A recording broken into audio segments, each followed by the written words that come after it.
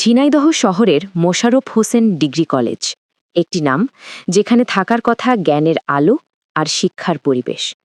কিন্তু আজ সেই শিক্ষাঙ্গনই পরিণত হয়েছে মাদকের আখড়ায়। প্রতিদিন সন্ধ্যা নামলেই কলেজের মাঠ জুড়ে চলে অনিয়ন্ত্রিত মাদক সেবনের আসর। তথ্যের ভিত্তিতে সরেজমিনে গিয়ে দেখা যায় ভয়ঙ্কর বাস্তবতা। প্রবেশপথেই ছড়িয়ে ছিটিয়ে রয়েছে ফেন্সিডিলের খালি বোতল, আর পাশের ভবনের বারান্দায় মেলে গাঁজা সেবনের স্পষ্ট চিহ্ন। যে মাঠে একসময় শিক্ষার্থীদের কোলাহল থাকত, আজ সেখানে ভর করেছে ভয় ও অন্ধকারের রাজত্ব। স্থানীয়রা জানায়, সন্ধ্যার পর কলেজ চত্বর হয়ে ওঠে বখাটে ও মাদকসেবীদের নিরাপদ আশ্রয়স্থল।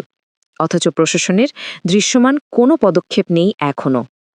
শিক্ষা প্রতিষ্ঠান, শিক্ষার্থীদের ভবিষ্যৎ আর সমাজের নিরাপত্তা সবই আজ প্রশ্নের মুখে।